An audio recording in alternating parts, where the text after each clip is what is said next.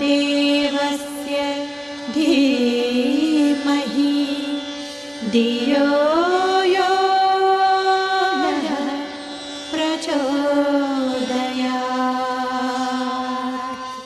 ॐ भूर्भुवः स्वः तत्सवितुर्वरेण्यं भर्गो देवस्य धीमहि धियो यो नः प्रचोदयात्।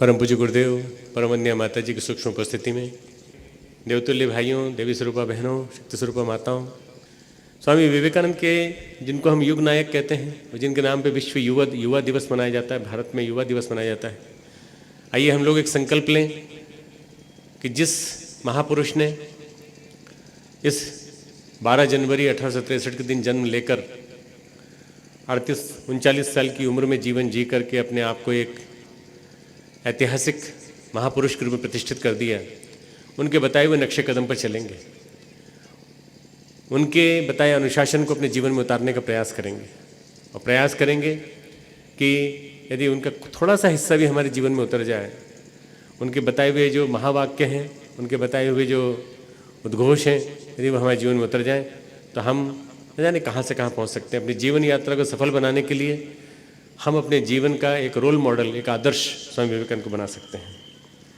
आज का जो ये प्रस्तुतिकरण है गीता के ऊपर है।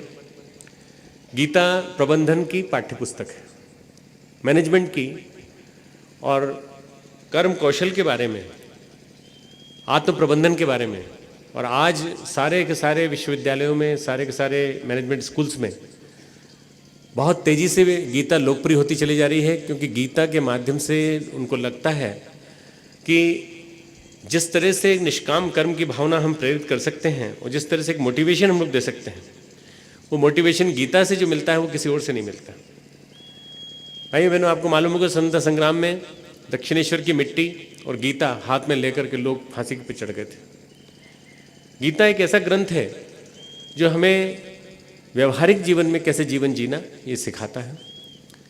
गीता एक ऐसा ग्रंथ है जो हमें अपने आप को कैसे प्रबंधन करना, आत्म प्रबंधन कैसे करना, औरों को कैसे व्यवस्थित करना, इसके बारे में एक शिक्षा देता है। गीता एक महाकाव्य है। गीता जिसे हम भगवान कृष्ण और भगवान श्री अर्जुन के संवाद के रूप में जानते हैं, एक आदर्श गुरु, एक आदर्श शिष्य के संवाद के रूप में जानते हैं। वेद व्यास ने इसे गीता का रूप दिया, इसे उस गीता का रूप दिया जिसे आज हम देखते हैं। और ये गीता वहाँ कही गई जहाँ युद्ध भूमि थी। युद्ध भूमि में प्रतिकूलताओं के बीच में ही जीवन की समस्याओं का समाधान निकल सकता है।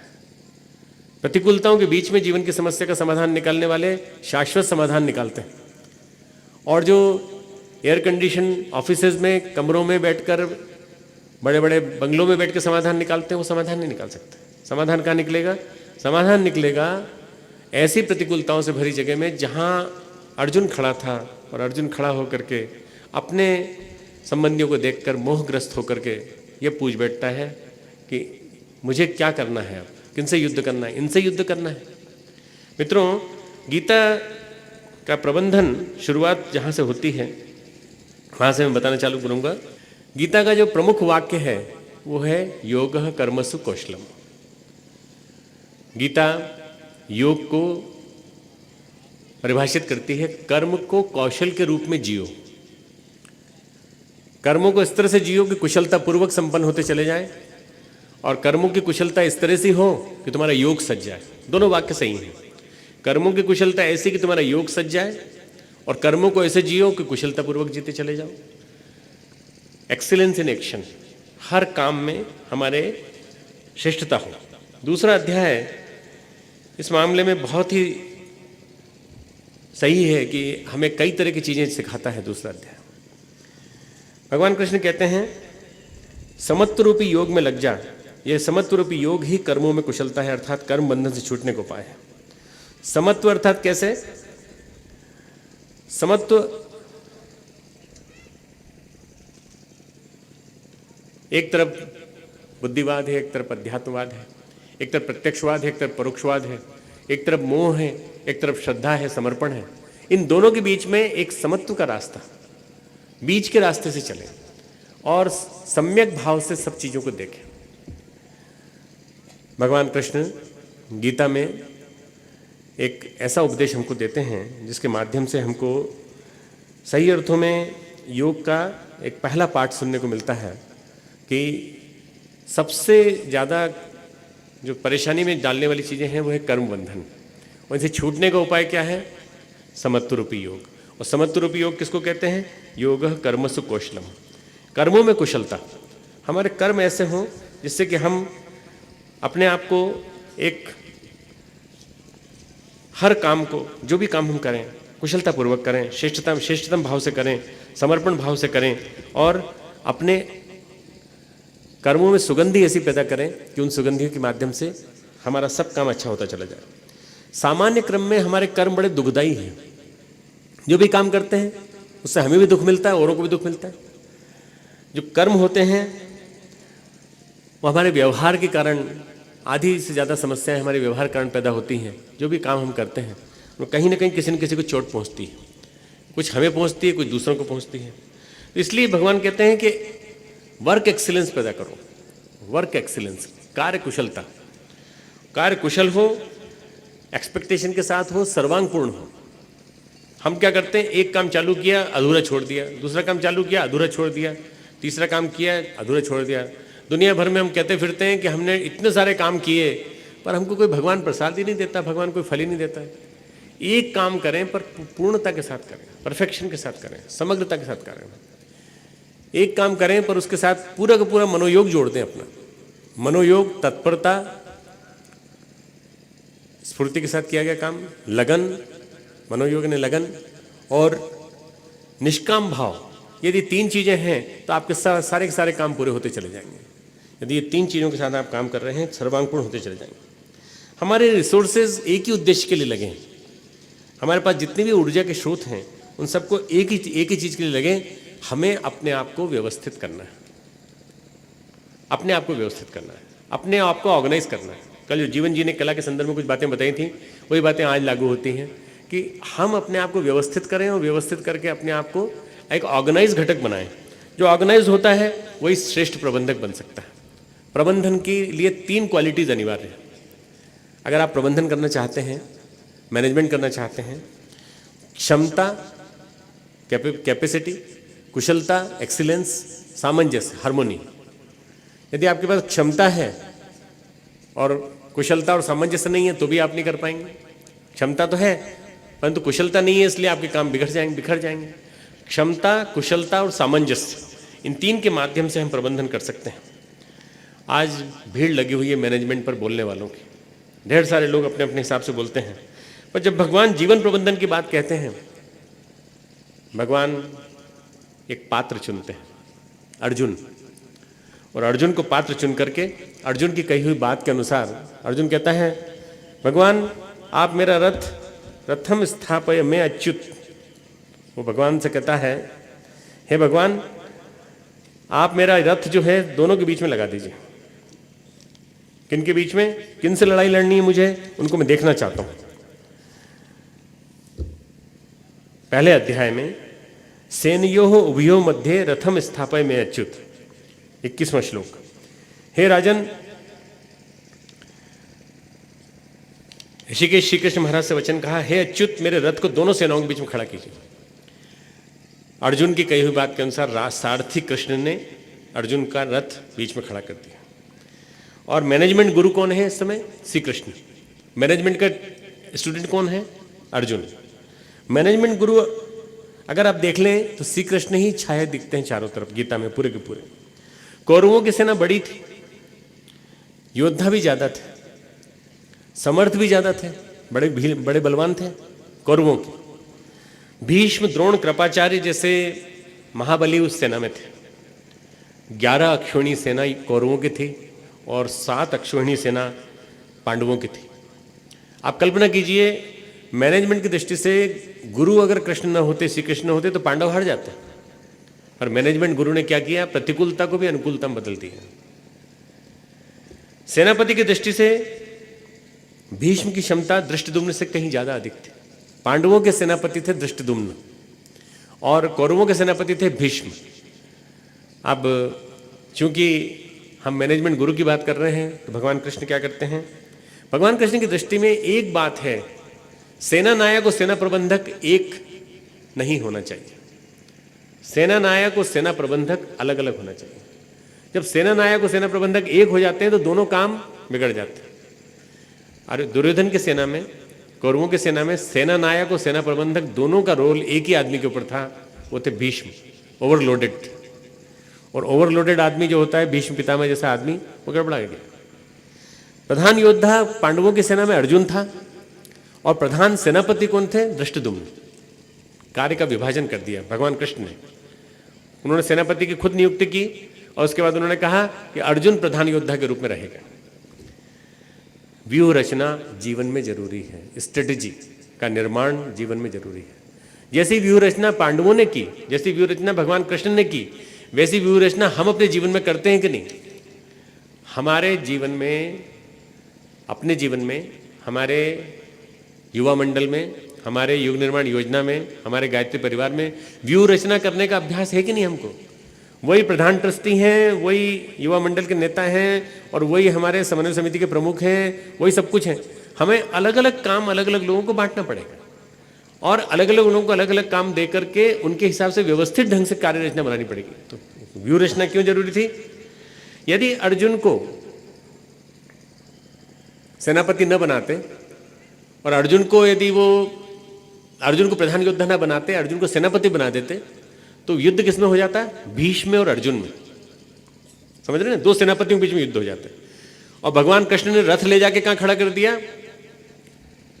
कहां खड़ा किया आपको मालूम है? गीता पढ़ी है? गीता पढ़ी होगी तो मालूम होगा ना कहां खड़ा किया भगवान ने। भगवान ने युद्ध में रथ ले जाके खड़ा कर दिया सीधे भीष्म पितामह के सामने। रथ में सारथी कृष्ण के साथ थे अर्जुन, और अर्जुन ने भीष्म पितामह को देखा, उसने द्रोणाचार्य को देखा, उसने कृपाचार्य को देखा।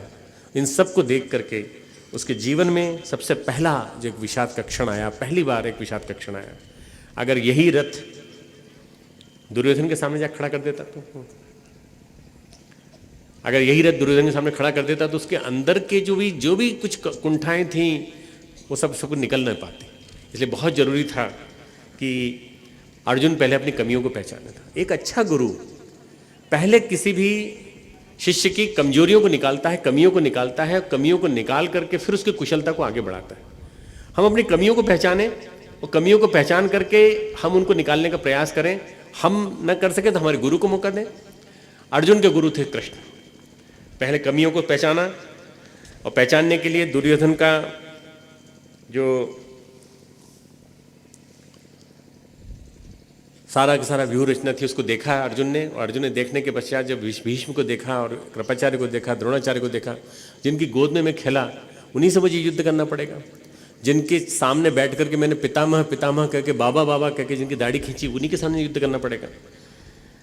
अब दुर्योधन क्या कर रहा है? दुर्योधन के दिमाग में अर्जुन नहीं है, दुर्योधन के दिमाग में भीष्म है।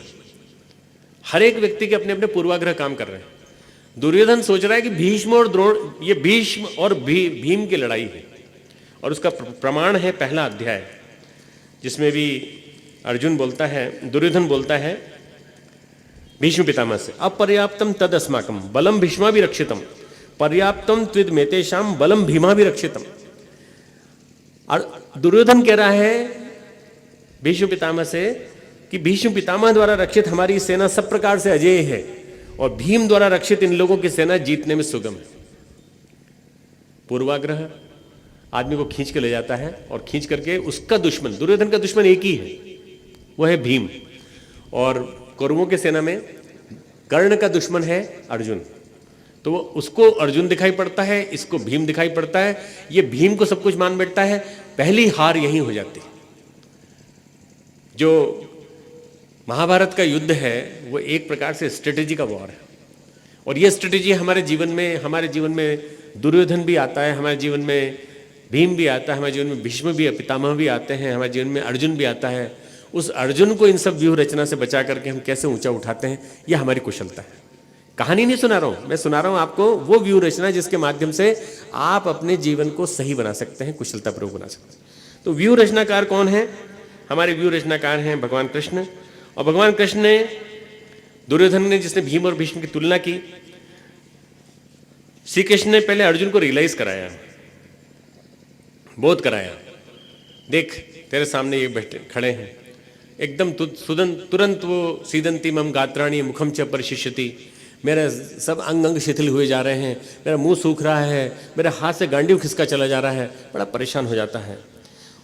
इतना होने के बाद भावुक योद्धा राजकुमार हमारा अर्जुन, उसको वो उपदेश देते हैं, और उपदेश देने के पहले 2 गाली सुनाते हैं अच्छी तरह से लताड़ मारते हुए।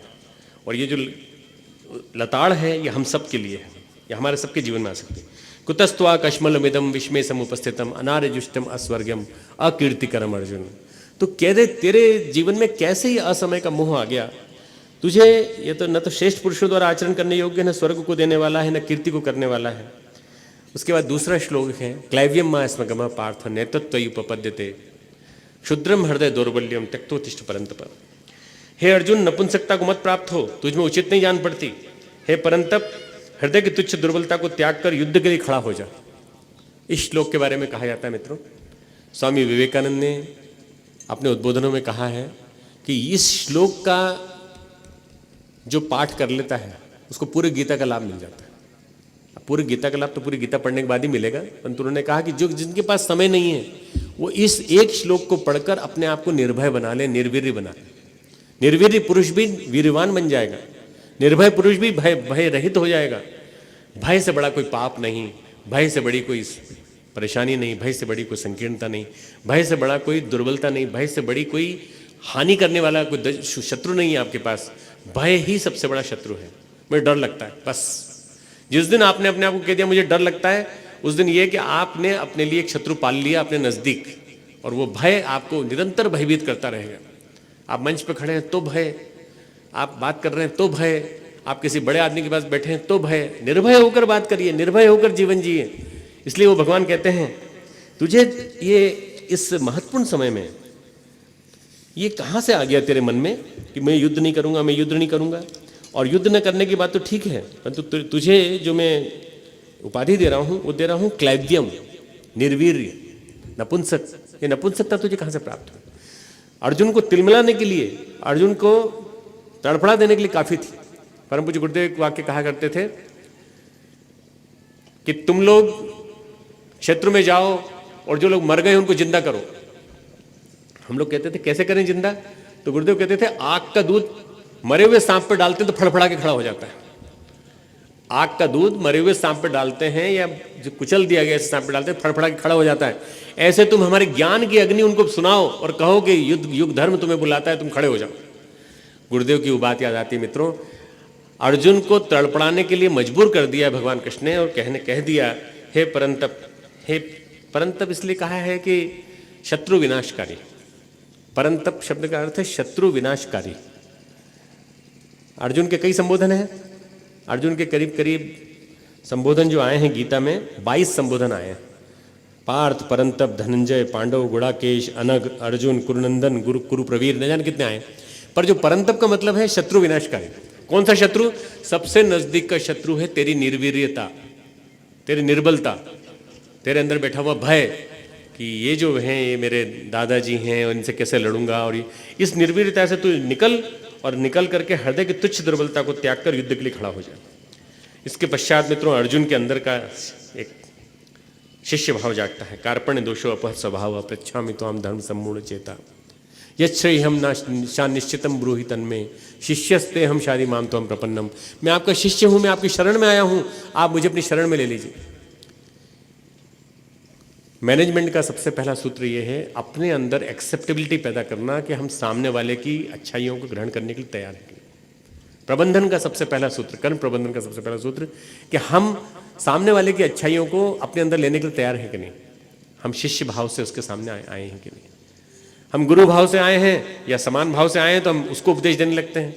जिस समय तक आप उपदेश देते रहते हैं उस समय तक आपको एक्सेप्ट नहीं कर पाते, कुछ ग्रहण नहीं कर पाते। जिस समय तक आप नीचे वाले भाव में नहीं आते तब तक आपको मिलेगा नहीं। शिष्य भाव से जाते हैं और बोलते हैं। इसके बाद सारी बात कहने के बाद वो ये कहता है, शिष्य तो बन गया मैं आपका, परंतु ये इंद्रियों को सुखाने वाला जो मेरा शोक है इसको कौन दूर करेगा? भगवान कहते हैं, अशोच्यान्यन शोचत संप्रज्ञावादांश भाष्य से गतासून नानुशोचन्ते पंडिता। तू न शोक करने योग्य मनुष्यों के लिए शोक करता है, पंडितों के से वचन कहता है, परंतु जिनके प्राण चले गए हैं और जिनके प्राण नहीं गए उनके लिए पंडित जन शोक नहीं करते। दूसरे अध्याय का 11वां श्लोक। अब मित्रों, मैं अब अपने विषय पे आता हूँ कि ये जो भगवान ने एहसास कराया, पहले तो एहसास कराया उसकी क्षमताओं का, अपने आप को बड़ा वीर समझता था, पर जैसे भीष्म पितामह के सामने आया मोहग्रस्त हो गया। उसके बाद अर्जुन को उन्होंने ये कहा कि आत्मा को अवसाद में न डालो, अपनी आत्मा की अमरता को पहचानो, अजरता को पहचानो। आत्मा की अनवरत यात्रा है और आत्मा कभी न बूढ़ी होती है न जवान रहती है, तो हमेशा नश्वर रहती है। शरीर हमारा जरूर नष्ट हो जाता है, परंतु आत्मा अजर अमर है। इसलिए अजर अमर अविनाशी के स्वरूप को पहचान। भगवान कहते हैं कर्मशील जीवन जरूरी है तेरे लिए, तो कर्मशील जीवन जी और कर्मशील जीवन जी करके तू आगे बढ़। इसके लिए भगवान कर्म का उपदेश देते हैं और कहते हैं कर्म करते हुए चल। बहुत सारे लोग गीता के बारे में ये समझते हैं कि गीता जो है वो वैरागी बनाती है और सन्यास के लिए मजबूर कर देती है। बताइए, अर्जुन कभी सन्यासी बना? अर्जुन एक राजकुमार था और राजकुमार होने के नाते, योद्धा होने के नाते वीर भोग्या वसुंधरा का राजा था। उसने न जाने कितने युद्ध जीते थे और न जाने कितने युद्ध उसने श्री कृष्ण के साथ मिलकर के जीते थे। बहुत विद्वान था, बहुत पढ़ा लिखा था। पढ़ा लिखा आदमी भी मोहग्रस्त हो सकता है, पढ़ा लिखा आदमी भी अवसादग्रस्त हो सकता है। तो भगवान कहते हैं नात्मानम अवसादयेत, अपनी आत्मा को अवसाद में मत डालो, अपने मन को गिरने मत दो, अपने मनोबल को बनाए रखो।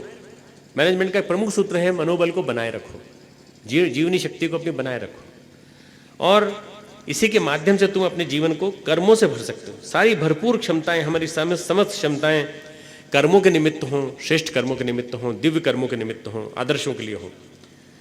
युद्ध में हारता वही है जो जीवन से हारता है।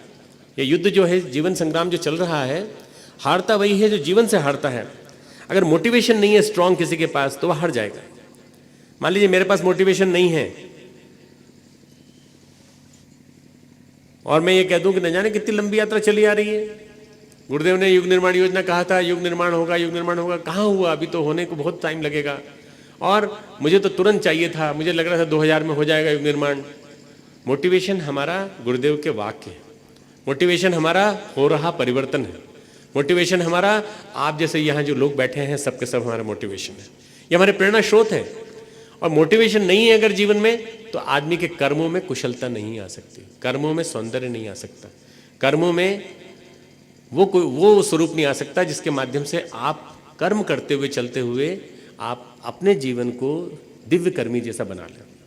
इसलिए भगवान गीता में बार बार संदेश देते हैं, 3, 4, 5वां अध्याय दिव्य कर्मी बनने का संदेश। दिव्य कर्मी, डिवाइन एक्शंस, दिव्यता के लिए काम करो, भगवत्ता के लिए काम करो, भगवान के लिए काम करो, विश्व के लिए काम करो, लोक के लिए काम करो, अपने लिए नहीं, अपने लिए नहीं, औरों के लिए काम करो।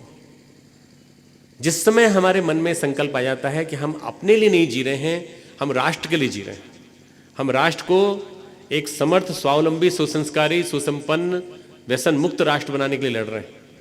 हमारा युवा संगठन जो खड़ा हुआ है, इसके माध्यम से हम सारे राष्ट्र को एक नवीन ऊर्जा देने जा रहे हैं। पूरे देश में, पूरे विश्व में भारत को एक विश्व का जगतगुरु बनाने जा रहे हैं। जब ये मोटिवेशन आपके अंदर आ जाता है तो फिर आपके कर्मों में कुशलता पैदा हो जाती है। मित्रों, ये प्रेरक बल हमारा जो है, हमारे गुरु के प्रति हमारा समर्पण, हमारे गुरु के प्रति हमारा एक भाव से नियोजन कि जो कुछ होने जा रहा है सब अच्छा होने जा रहा है, जो कुछ होने जा रहा है ये हमारे लिए नहीं कर रहे हैं, हम ये कर रहे हैं तो हम समाज के लिए कर रहे हैं, विश्व राष्ट्र के लिए कर रहे हैं और सारे समुदाय के लिए कर रहे हैं। हम करते करते जैसे ही भाव हमारा मन में लाते हैं कि इसमें हमारा क्या होगा, वो हमारे कर्मों में लिप्तता आ जाती है और उसकी वजह से हमारे कर्म स्वार्थ से प्रेरित हो जाते हैं। यज्ञीय जीवन जीने का मतलब होता है यज्ञीय भाव से किए गए कर्म।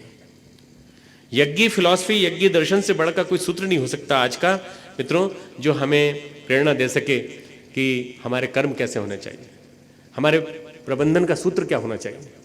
यज्ञीय जीवन जीने का मतलब होता है औरों के लिए कर्म हो, हमारे सब समाज के लिए, सबके लिए कर्म हो। हमारे माध्यम से कितनों का हित हो सकता है, हमारे माध्यम से हम कितनों को प्रेरणा दे सकते हैं, ये हम खुद सोचें। हम क्या गुरुदेव के निमित्त बन सकते हैं, अंग अवयव बन सकते हैं? हम गुरुदेव के उपकरण बन सकते हैं किसी एक माध्यम में, चाहे किसी एक भी प्रक्रिया में। शिक्षा संवर्धन की प्रक्रिया, बाल संस्कारशाला की प्रक्रिया, व्यसन मुक्ति की प्रक्रिया, स्वास्थ्य संवर्धन की प्रक्रिया, स्वावलंबन की प्रक्रिया, विभिन्न रूपों में जो गुरुदेव के बहुविधि आंदोलन हैं, ढेर सारी इतनी प्रक्रियाएं चल रही हैं, उनमें किसी एक में माध्यम बन जाए तो मित्रों हमारे कर्म दिव्य कर्म बन जाएंगे। और दिव्य कर्मी बनते बनते हमारे जो स्वार्थ प्रेरित कर्म हैं, हमारे जो स्वयं के लिए किए जाने वाले कर्म हैं, भगवान कृष्ण गीता में कहा है कि वो तो चुराया हुआ खाते हैं जो अपने लिए कर्म करते हैं और अपने लिए खाते हैं। ये पचंती आत्म कारणात्, जो अपने लिए करते हैं और जो औरों के लिए करते हैं। हम यज्ञी भाव से जीवन जीना सीखें। यज्ञ अर्थात भगवान को दिया गया, स्वाहा करते हैं तो इदम न मम का भाव, वो निस्वार्थ भाव जिसके माध्यम से हम ये प्रार्थना करें कि ये हम अपने लिए नहीं कर रहे हैं, ये हम परमात्मा के लिए कर रहे हैं। इदम न मम, ये मेरा नहीं है, ये माँ गायत्री का है, ये ब्रह्मांड का है, ये ब्रह्मांड में संव्याप्त देव शक्तियों का है, ये पर्यावरण को मजबूत करने वाली समस्त शक्तियों का है। ये जब भाव हमारे मन में रहता है तो हम कभी गड़बड़ाते नहीं। फिर तो मोटिवेशन स्ट्रांग होना बहुत जरूरी है। मोटिवेशन ये हो कि हम सारे समाज के लिए, सारे युग के निर्माण के लिए लड़ रहे हैं। हमारे सामने लक्ष्य क्या है, यही मोटिवेशन हमारे सामने हो। भगवान कहते हैं या तो तुम दो काम होगा, या तो तुम मरोगे या जीतोगे। हतो वा प्राप्स्यसि स्वर्गम, या तू मर गया तो स्वर्ग को प्राप्त होगा, और तू जिंदा रह गया यदि तो तू जीतेगा। यदि ये वाक्य हमारे जीवन में आ जाए तो हम अगर ये काम करते करते मर गए तो स्वर्ग को प्राप्त होंगे, परम पूज्य गुरुदेव के साथ जाके एकाकार हो जाएंगे, उनसे मिल जाएंगे। ठीक है, ये सुनिश्चित बात है। और अगर जिंदा रह गए तो युग निर्माणी, प्रमुख युग निर्माणी के रूप में हमारी प्रसिद्धि होगी। लोग कहेंगे कि ये वो लोग थे जो प्रतिकूलताओं के बीच में भी काम करते रहे और जीते रहे, कर्म करते रहे, जरा भी कहीं उन्होंने रण नहीं छोड़ा। ढेर सारे लोग रण छोड़ जाते हैं बीच बीच में, ढेर सारे लोग रास्ता छोड़ करके बीच में से भाग जाते हैं, ढेर सारे लोगों की हालत खराब हो जाती है बीच में। अरे कैसे लड़ेंगे? अभी तो बहुत बड़ा मोर्चा अभी हमको चालू करना है। कालीचरण भाई साहब ने शायद आपको बताया कि नहीं बताया कि हम एक संघर्ष वाहिनी चालू करना चाहते हैं। और संघर्ष वाहिनी के माध्यम से बड़े बड़े खर्चीली शादियों से लेकर और विभिन्न प्रकार के जो बड़े बड़े बहुराष्ट्रीय कंपनियों के मोर्चे हैं, इनके खिलाफ हम युद्ध छेड़ना चाहते हैं। और वो जब युद्ध छेड़ेंगे हम तो उस समय फिर रण मत छोड़ना, रण क्षेत्र छोड़ के मत भागना। कह रहे हम तो पीले कपड़े पहन के माला करने के लिए आए थे और ये करने के लिए आए थे। अरे तुम अर्जुन बने हो कि नहीं? पहले अर्जुन बन जाओ, और अर्जुन बनने के बाद कृष्ण की बात सुनने को तैयार हो जाओ। तुम्हारा श्री कृष्ण तुम्हारे गुरुदेव और तुम अर्जुन, यदि तुम अर्जुन हो तो फिर युद्ध क्षेत्र से भागना मत। अर्जुन ने जब भागने की सोची तो भगवान कृष्ण ने उसको कह दिया क्लैव्यम, क्लैव्यम, निर्वीर्य बने, नपुंसक बने। क्या हम ये गाली सुनने को तैयार हैं गुरुदेव के मुंह से या भगवान कृष्ण के मुंह से? नहीं मित्रों, हमें अपने जीवन का प्रबंधन, आत्म प्रबंधन इसी रूप में करना है कि हम अपने जीवन में इस भाव को जिंदा रखें, या तो मरेंगे या जीतेंगे, बस बीच में कुछ नहीं हो।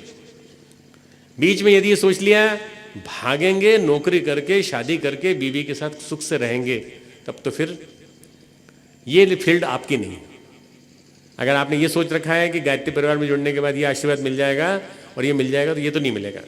दो तरह के आशीर्वाद मिलेंगे, या तो मरोगे, और मरोगे तो कैसे? लड़ते लड़ते मरोगे, संग्राम करते करते। संग्राम जिंदगी है, लड़ना उसे पड़ेगा, जो लड़ नहीं सकेगा आगे नहीं बढ़ेगा। गीत है ना हमारा, संग्राम जिंदगी है। जो ये सोच के आया है कि लड़ने से मैं बचना चाहता था, सोचा गायत्री परिवार की पोल है उसमें घुस जाऊं, शायद हो सकता है वह नाम भी मिल जाए, प्रसिद्ध मिल जाए, तो ये गलती से घुस पड़ा है, मारा जाएगा, ये मारा जाएगा। और इसके मारे जाने पे लोग बाग इसकी कीर्ति भी नहीं गाएंगे। अस्वर्गीय भगवान कृष्ण कहते हैं कि न तो तेरी कीर्ति दूर दूर तक सुनाई जाएगी, तू अब कीर्ति को प्राप्त होगा। मित्रों, ऐसा कहीं मत हो, ऐसा ना हो जाए। हम लड़ेंगे, लड़ते लड़ते हम जीतेंगे, और यदि हम मर गए तो भगवान को प्राप्त होंगे, और यदि जिंदा रहे तो स्वर्ग का राज्य भोगेंगे इस धरती पर, और वो होगा सतयुग की वापसी का राज्य। सतयुग आएगा और सतयुग में हम जिएंगे, ये हमारे मन में अगर संकल्प होगा तो मित्रों ये मोटिवेशन हमारे जीवन में होना चाहिए। मोटिवेशन प्रबंधन क्षमता के लिए जरूरी है। अगर प्रेरक बल नहीं होगा तो आप जिंदा किसके लिए रहोगे? अब उल्टी बात है, अगर हम कुशल हैं तो हमारा योग भी सज जाएगा। अगर हमारे कर्म अच्छे हैं, हमारे जैसे कहते हैं ना, योगः कर्मसु कौशलम, excellence in action is yoga. अगर आप योग करते रहते हैं, योग साधते रहते हैं तो आपके कर्म कुशल हो जाएंगे। अगर आप कुशल कर्म करते रहते हैं तो आपका योग सज जाएगा। हमारे चिंतन को, हमारे निर्णय को पूर्वाग्रह प्रभावित न करने पाए, प्रेजुडिसेस प्रभावित न करने पाए, किसी चीज को बोझ की तरह स्वीकार न करें। दो चीजें हमें प्रभावित करती हैं, राग और द्वेष। राग यानी अत्यधिक प्रेम किसी चीज से, राग यानी अत्यधिक स्नेह किसी चीज से, राग यानी मोह, राग यानी आकर्षण, राग यानी वासना, राग यानी अत्यधिक लगाव। आपको लगाव होना चाहिए तो आदर्शों से, इसके अलावा किसी चीज से नहीं। किसी व्यक्ति विशेष के प्रति, किसी ग्रुप के प्रति, किसी समूह के प्रति जब आपके मन में राग पैदा हो जाता है तो गड़बड़ हो जाती है। द्वेष, ये नहीं दिखना चाहिए मुझे, बस इसको देख के मुझे गुस्सा आ जाता है, ये मेरा दुश्मन है, इसने मेरा वहां विरोध किया था, यहां भी विरोध कर रहा है। राग और द्वेष ये दो चीजें ऐसी हैं जो हमारे कर्मों में अशुद्धि पैदा करती हैं। राग और द्वेष जिस दिन मिट जाते हैं उस दिन हमारे कर्मों के प्रदूषण में मुक्ति हो जाती है और हमारे कर्म सही होने लगते हैं। एक राग हमारे मन में क्या है, मैं पढ़ाई तब करूंगा जब मेरे अच्छे नंबर आएंगे, और मैं अच्छे नंबर लाने के लिए पढ़ रहा हूं। जो बच्चे पढ़ रहे हैं उनके लिए मैं कहना चाहता हूं, मैं टॉप करना चाहता हूं और टॉप करने के लिए मैं पढ़ाई कर रहा हूं। आपने उद्देश्य अपना बना लिया टॉप करना, पढ़ाई किस लिए? टॉप करने के लिए। अब टॉप करने में आपकी सारी शक्ति लग जाएगी, आपके कर्म करने में शक्ति नहीं लगेगी, पढ़ने में शक्ति नहीं लगेगी, टॉप करने में लग जाएगी। टॉप करने के लिए क्या करना पड़ता है? इतनी कुंजियां पढ़नी पड़ती, इतनी पुस्तकें पढ़नी पड़ती, ये पढ़ना पड़ता है, परंतु दिमाग में वही घुसा हुआ टॉप करना। भगवान यहाँ कहते हैं कर्म प्रबंधन का सबसे बढ़िया प्रयोग कहते हैं निष्काम भाव से कर्म करो, टॉप करो चाहे न करो, पर तुम कर्म करते चले जाओ। बस तुम्हारे टॉप करने में तुम्हारी सारी शक्ति लग गई तो तुम्हारा सारा शक्ति का पूरा का पूरा जखीरा उसमें लग गया और तुम्हारा शक्ति का नुकसान वही हो गया, पहले दिन हो गया जब जिस दिन तुमने लक्ष्य निर्धारित कर लिया। यदि तुम उसमें शक्ति न लगाते, attachment to any fruit of action is wrong. किसी कर्म के फल से जुड़ जाना गलत है। कई बार लोग मुझसे कहते हैं कैसे होगा ऐसे, फल से नहीं जुड़े तो कर्म कैसे होगा? अगर हम युग निर्माण योजना के फल से नहीं जुड़े, युग निर्माण होगा तो कैसे होगा? तो भाई फल को गुरुदेव को सौंप दो ना, फल गुरुदेव को सौंप दो, आप कर्म करते चले जाओ। जब आप कर्म करते चले जाओगे, फल से जुड़ोगे नहीं तो राग और द्वेष पैदा नहीं होगा, राग और द्वेष पैदा नहीं होगा तो द्वंद्व की स्थिति पैदा नहीं होगी, द्वंद्व की स्थिति नहीं पैदा होगी तो गीता आपकी जीवन में उतर जाएगी। मित्रों, समत्व भाव से स्वीकारिए, समत्व भाव से। अर्जुन कितना सुंदर बात कहता है भगवान कृष्ण से, श्रेष्ठ शिष्य कह सकता है मुझे दोनों सेनाओं के बीच में युद्ध की दोनों सेनाओं के बीच में रथ को खड़ा करिए। क्यों? मैं दोनों को देखना चाहता हूं। जब भी आपके सामने ऐसी परिस्थिति आए तो दोनों चीजों को देखे बिना निर्णय मत लेना, कभी भी अकेले मत निर्णय ले लेना कि उसने सुना था इसलिए निर्णय ले लिया। दोनों चीजों का ध्यान से देख करके फिर निर्णय लेना। जब दोनों चीजों को समान रूप से देख लेते हैं तब हम जब निर्णय लेते हैं तो वो सही निर्णय होता है। भाइयों बहनों, ये जीवन के कुछ सूत्र हैं जो हमें गीता से सीखने को मिलते हैं। गीता हमें कर्मयोग सिखाती है, गीता हमें ज्ञान योग सिखाती है, गीता हमें भक्ति योग सिखाती है, गीता हमें बहुत सारी चीजें सिखाती है। तो सबसे बड़ी चीज सिखाती है त्यागी बनना। किस चीज का त्याग? कर्म के फल का त्याग, कर्म के फल का त्याग। मोटिवेशन फोर्स कर्म के फल को मत बनाओ, मोटिवेशन अपनी प्राण शक्ति को बनाओ, अपने गुरु के प्रति समर्पण को बनाओ और उनके दिए गए आदर्श को बनाओ। आदर्श यदि हमारा प्रेरक बल बन जाएगा तो मोटिवेशन होने के बाद फिर हमारा जीवन कर्म का फल जो है बड़ी सुंदरता से सत्ता चला जाएगा। राग द्वेष से परे चलेंगे तो प्रज्ञा हमारी स्थिर होना चाहिए। राग द्वेष से परे चलना क्यों जरूरी है? प्रज्ञा स्थिर हो। हमारी प्रज्ञा क्या है? बड़ी चंचल है, इधर उधर भागती है। हमारी बुद्धि चंचल है इसलिए प्रज्ञा नहीं बन पा रही है। प्रज्ञा बने तो ऋतंभरा प्रज्ञा बने। बुद्धि चंचल है, डाउट्स है, मालूम नहीं होगा कि नहीं, क्या होगा, कैसा होगा, अरे बट, किंतु, परंतु, लेकिन, बट, न जाने इसमें सारा दिमाग घूमता रहता है इसी के अंदर। होगा कि नहीं, किंतु परंतु में आदमी का सारा जीवन इसमें चला जाता है। अगर आपने समर्पण किया है तो फिर सारे किंतु परंतु छोड़ दीजिए गुरुदेव माता जी को और आप कर्म करते चले जाइए। बस आपका कर्म करने का स्वरूप क्या है वो बता रहे हैं आपको, न जाने कब से बता रहे हैं, अखंड ज्योति में बता रहे हैं, युग निर्माण योजना बता रहे हैं, प्रज्ञा अभियान में बता रहे हैं। हमारे कर्मों में कुशलता आ जाए, सुगंधि पैदा हो, इस तरह से हमें कर्म कुशलतापूर्वक करने चाहिए, स्किल्ड एक्शन हमें करना चाहिए। बुद्धि चंचल है, डाउट्स में है, हेजिटेशंस हैं, ये पहले कर लें कि ये पहले कर लें, ये मन में भाव आ जाता है, इसको पहले कर लें कि इसको पहले कर लें। आपको जो सीरीज दी गई है, सीरियल क्रम दिया गया, उसी क्रम में करिए, आप होते चले जाए। उपासना, साधना, आराधना, उपासना, साधना, आराधना। आपको जो क्रम दिया गया, साधना, स्वाध्याय,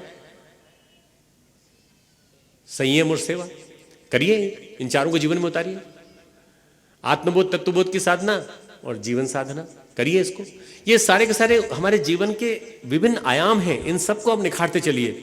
जब आप खुद निखर जाएंगे तो आप औरों को निखारने में सफल हो जाएंगे।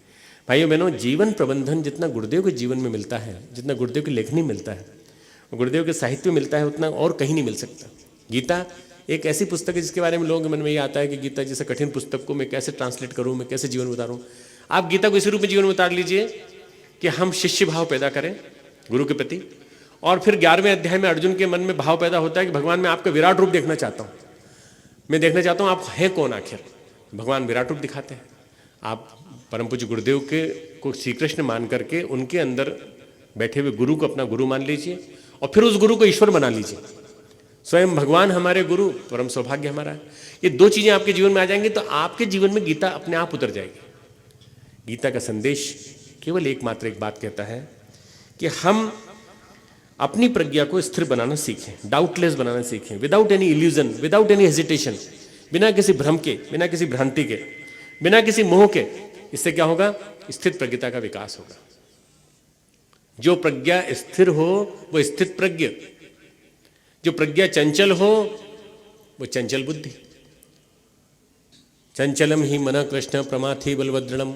हे कृष्ण, मेरा मन बड़ा चंचल है, बड़ा प्रमथन स्वभाव वाला है, बड़ा बलवान है, बड़ा दृढ़तापूर्वक, जैसे हाथी को वायु के बांधने समान दुष्कर मानता हूं कि वायु को जैसे बांधा नहीं जा सकता ऐसे मन को नहीं बांधा जा सकता। मेरा मन बड़ा चंचल है। अर्जुन कह रहा है, इतना बड़ा योगी, इतना बड़ा तपस्वी, इतना बड़ा ज्ञानी अर्जुन कह रहा है 6ठे अध्याय में कि मेरा मन नहीं बांधता। भगवान कहते हैं हाँ, निस्संदेह मैं मानता हूं मन बड़ा चंचल है, पर अभ्यासेन तो कौन्तेय वैराग्यण च गृहीते। ये मन पकड़ में आ जाता है दो बातों से, अभ्यास से और वैराग्य से।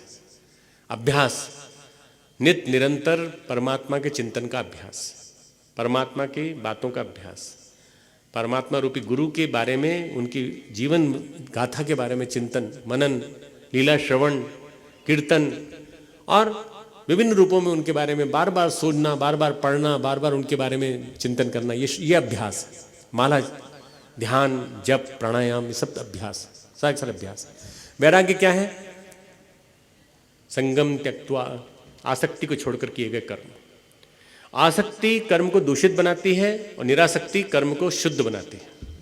आसक्ति को छोड़कर किए गए कर्म, संगम त्यक्त्वा। भगवान कहते हैं जो हमारे जीवन में 3-4 तरह की जो जड़ें आती हैं जिनसे हमारा जीवन विचलित हो जाता है, जो हमारे इस बहुमूल्य अश्वत्थ के वृक्ष को चोट पहुंचा देती हैं, वो हैं वासना, तृष्णा, अहंता की जड़ें। इन तीनों जड़ों को काटने के लिए कौन सा शस्त्र यूज करें? असंग शस्त्रेण दृढ़ेन छित्वा। निरासक्ति के शस्त्र से दृढ़तापूर्वक इसको काट कर तो अपने आप को ऊंचा उठा ले। भगवान कृष्ण की बातें बड़ी बड़ी लगती हैं, पर गीता को आप 3-4 बार बोलिए मेरे साथ साथ, कैसा लगता है आपको? गीता गीता गीता गीता गीता बोलिए मेरे साथ, बोलिए। क्या निकल रहा है मुंह से? त्यागी। गीता क्या सिखाती है? त्यागी बनना। अपने जीवन को त्याग से ओतप्रोत कर लीजिए। त्याग किस चीज का? अहम का त्याग। त्याग किस चीज का? किसी चीज के बारे में पूर्वाग्रही होने का त्याग। त्याग किस चीज का? कर्म के प्रति फल का त्याग। त्याग किसका? वासना का त्याग, तृष्णा का त्याग। त्याग किसका? कीर्ति मिलेगी कि नहीं, फल मिलेगा कि नहीं, मुझे कोई चिंता नहीं, मुझे यश मिलेगा कि नहीं मुझे नहीं मालूम, पर मुझे कर्म करते चले जाना है। ये निष्काम कर्म यदि आपके जीवन में आ गया तो मित्रों, वैराग्यण च गृहीते, उन्होंने कहा भगवान ने, अभ्यासेन तु कौन्तेय वैराग्यण च गृहीते। अभ्यास और वैराग्य से ये पकड़ में आ जाता मन। भगवान कहते हैं स्थित प्रज्ञता का विकास श्रेष्ठ प्रबंधन के लिए जरूरी है। अच्छा प्रबंधक बनना है, कर्म कौशल विकसित करना है और अपना स्व प्रबंधन विकसित करना है तो स्थित प्रज्ञता का विकास जरूरी है। और स्थित प्रज्ञता का विकास हो गया तो उसके लिए क्या चाहिए? इंद्रियाणि इंद्रियार्थे अभ्यस्तस्य प्रज्ञा प्रतिष्ठिता। जिसकी इंद्रियों को ऊपर नियंत्रण करके उसका अभ्यास उसको हो जाए तो हमारा मन स्थिर हो जाता है। पर हमें अभ्यास ही नहीं है संयम का। आप संयम का एक अणुव्रत तो पालन करके देखिए, गुरुदेव का दिया हुआ एक अणुव्रत, गुरुवार का शाम के समय का किसी भी एक समय का नमक का छोड़ना, शक्कर का छोड़ना, भोजन नहीं छोड़ने कह रहे गुरुदेव। गुरुदेव कह रहे नमक मत खाइए, खाने में शक्कर मत खाइए, अणुव्रत। और उस अणुव्रत से चालू करिए तो वहां से चालू करते करते संयम आपके जीवन में उतरने लगे। मॉलिक्यूलर संकल्प है छोटा सा, बढ़ते बढ़ते एक अणु विस्फोट कर देता है अंदर, हमारे अंदर संयम की अग्नि को जागृत कर देता है। छोटा सा व्रत और हमारे जीवन के सारे जितने भी संकल्प हैं उनको बड़ा महान बना देता है। मित्रों, समापन की ओर आ रहा हूं मैं। हम सही अर्थों में ऐसे बन जाएं योगी कि जिसको भगवान कृष्ण गीता में कहा है, अद्वेष्टा सर्वभूतानां मैत्रः करुण एव च निर्ममो निरहंकारः सम दुःख सुख क्षम। श्रेष्ठ मैनेजर की परिभाषा, श्रेष्ठ मैनेजर की परिभाषा, सेल्फ मैनेजर, औरों का मैनेजर। जो पुरुष सब भूतों में, सब जीव जंतुओं में, सब जड़ों, सब प्राणियों में द्वेष भाव से रहित है, अद्वेष्टा, स्वार्थ रहित है, मैत्रः सबका प्रेमी है, करुण एवच और हेतु रहित दयालु है, बिना किसी हेतु की, बिना किसी अपेक्षा के दयालु है। निर्ममो, ममता से रहित है, ममता घातक होती है। प्रेम और निस्वार्थ प्रेम हितकारी होता है। ममता वो जो हमें आसक्ति से जोड़ती है। ममता से दूर हट करके हम बात करें। ममता से रहित हो, निरहंकार, अहंकार से रहित हो, सम दुख सुख क्षमी, सुख दुखों की प्राप्ति में जो सम और क्षमावान है, ऐसा योगी जो निरंतर संतुष्ट है, दृढ़ निश्चय वाला है, मुझ में अर्पण किया हुआ मेरे में मन लगाए हुए बुद्धि वाला भक्त मुझे अति प्रिय है। अद्वेष्टा सर्वभूतानां मैत्रः करुण एव च, अद्वेष्टा सर्वभूतानां मैत्रः करुण एव च, निर्ममो निरहंकार सम दुख सुख क्षमी। क्या हमारे अंदर ये क्वालिटी विकसित हो सकती हैं? क्या हम अंदर ये विशेषताएं आ सकती हैं?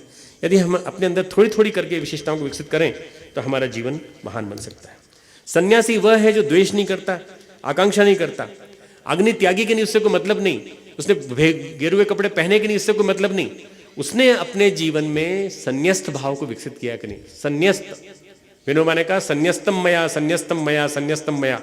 साबरमती से बाहर निकल करके उन्होंने अपने आप को संन्यस्त कर लिया, अर्थात अब मैं यहाँ नहीं आऊँगा साबरमती, और सेवाग्राम के पास जाके बस गए, पवनार में बस गए। वहीं से उन्होंने अपने जीवन की आगे की बागडोर चलाई। मित्रों, एक गांधी के एक श्रेष्ठ शिष्य के रूप में विकसित हुए। अपने आप को संन्यस्त करना मतलब वैरागी बनने की बात नहीं बता रहा हूँ, सन्यासी बनने की बात नहीं बता रहा हूँ। अपने आप को ऐसा विकसित कर लेना कि हम जिस भाव में रहें, जिस परिस्थिति में रहें, वहाँ पर किसी से अटैचमेंट नहीं, किसी से हमें अतिरिक्त अपेक्षा नहीं, किसी से कोई भाव। जब हम अपेक्षा रखते हैं तो हम पूर्वाग्रह से ग्रसित हो जाते हैं, इससे हमको ये अपेक्षा थी, इसने हमको ये नहीं दिया, बस वहीं हमारा द्वंद्व चालू हो जाता है। हमारी मैनेजर स्किल हम डेवलप करें, इसके लिए हमारी सोच में पॉजिटिविटी, विधेयात्मकता आना बहुत जरूरी है। बहुत महत्वपूर्ण बिंदु है विधेयात्मकता का समावेश। हमारी सोच में सकारात्मकता, हमारा विकास फिर संपूर्णता के साथ होगा। और हमारा रोल मॉडल कौन बने स्व प्रबंधन के लिए? वही जिसने इसको शिखर तक संपूर्णता के साथ जिया है। श्री कृष्ण ने इस चीज को संपूर्णता के साथ जिया है। श्री कृष्ण एक ऐसे रोल मॉडल हैं जिन्होंने कि अर्जुन के लिए इस रोल मॉडल, अर्जुन के लिए इसको जिया, और न केवल अर्जुन के लिए जिया बल्कि न जाने कितने लाखों करोड़ों व्यक्तियों को अपने जीवन के माध्यम से उन्होंने लाभ दिया। मित्रों, गीता एक ऐसी पाठ्य पुस्तक है जो हमें हर समस्याओं का समाधान करना सिखाती है। हमारे युवा साथी बैठे हैं, इसलिए कहने का मन है कि साप्ताहिक गीता का पाठ यदि आप चालू कर दें तो आपके जीवन में बहुत जल्दी गीता का तत्वदर्शन उतरने लगेगा, मन शांत हो जाएगा, आपको बहुत सारी चीज़ों के ऊपर नियंत्रण करना आ जाएगा, अपनी खुद की वृत्तियों पर नियंत्रण करना आ जाएगा। और साप्ताहिक पाठ में प्रतिदिन 100 श्लोक आपके जिम्मे में आते हैं। शुरू में संस्कृत के श्लोक पढ़ना चालू करें, बाद में इसका अर्थ पढ़ना चालू करें, बाद में फिर अर्थ और श्लोक दोनों साथ साथ पढ़ना चालू करें। 2 महीने तक संस्कृत के श्लोक पढ़ें, 2 महीने तक इसका अर्थ पढ़ें, फिर चौथे महीने के बाद 5वें 6ठे महीने में अर्थ और श्लोक साथ साथ पढ़ना चालू करें। 15-20 मिनट निकालना आपके लिए मुश्किल नहीं होना चाहिए। कैसे पढ़ें? सोमवार के दिन पहला और दूसरा अध्याय लिख लें इसको। सोमवार के दिन, मंडे के दिन पहला और दूसरा अध्याय कुल मिला के 114 श्लोक हैं, ज्यादा श्लोक नहीं, 100 से ज्यादा श्लोक किसी भी दिन नहीं है। सोमवार के दिन पहला और दूसरा अध्याय, मंगलवार के दिन तीसरा, चौथा और पांचवा अध्याय, बुधवार के दिन छठा, सातवां और आठवां अध्याय, गुरुवार के दिन 9वां और 10वां अध्याय, शुक्रवार के दिन 11वां और 12वां अध्याय, शनिवार के दिन 13, 14, 15, 16 और रविवार के दिन 17, 18। गैप किसी दिन नहीं है। गीता में कोई गैप नहीं, गीता में कोई विकल्प नहीं है। गीता को दिन रात पढ़ना है, दिन रात जीना है। गीता यदि आपके जीवन में उतर गई, मैं समझता हूं कि आपके जीवन में स्वप्रबंधन और आपके जीवन में टीम लीडरशिप की क्वालिटी आ जाएगी। आप टीम लीडर बन गए तो फिर आप सारे काम कर सकते हैं जो जीवन में हो सकते हैं। भगवान कृष्ण का जो संदेश है बड़ा शाश्वत संदेश है, योगेश्वर कृष्ण है। जहाँ योगेश्वर कृष्ण हो और जहाँ धनुर्धर अर्जुन हो, वहाँ 4 चीज़ें मिलती हैं हमको। 18वें अध्याय का अंतिम श्लोक है, उसमें बोलते हैं वो संजय धृतराष्ट्र को सुनाते हैं कि जब कुछ जो दृश्य मैंने देखा बड़ा विलक्षण था और उसमें समर्पण देखा मैंने अर्जुन का श्री कृष्ण के प्रति। वो कह रहे हैं यत्र योगेश्वर कृष्णो तत्र पार्थो धनुर्धर। जहाँ योगेश्वर कृष्ण हो और जहाँ यत्र पार्थो धनुर्धर, जहाँ गांडीव धनुषधारी अर्जुन है, तत्र श्री नंबर 1 विजयो विजय, श्री यानी कीर्ति, श्री यानी लक्ष्मी, श्री यानी विभूतियाँ, तीसरा विजय, दूसरा विजय, तीसरा विभूति और चौथा अचल नीति। अगर कोई अचल नीति हो सकती है जीवन जीने की, अगर कोई एक स्थिर पॉलिसी हो सकती है तो यही हो सकती है गीता का जीवन। वो कहते हैं ऐसा मेरा दृढ़ मत है। संजय कहते हैं 18वें अध्याय का अंतिम श्लोक, गीता का अंतिम श्लोक। गीता के अंतिम श्लोक के माध्यम से हमें समझ में आता है जहाँ कृष्ण है, जहाँ अर्जुन है, वहीं विजय है। जहाँ कृष्ण है, अर्जुन है, वहीं नीति है। जहाँ कृष्ण है और अर्जुन है, वहीं हमारे जीवन की सफलता है। मित्रों, कृष्ण और अर्जुन के इस संवाद से आप अपने जीवन को बनाइए गरिमापूर्ण। और आज के इस विवेकानंद जयंती के दिन संकल्प लीजिए कि हम गीता का एक नियमित स्वाध्याय करेंगे और नियमित स्वाध्याय के माध्यम से अपने आप को बढ़ाने का प्रयास करेंगे। ओम शांति।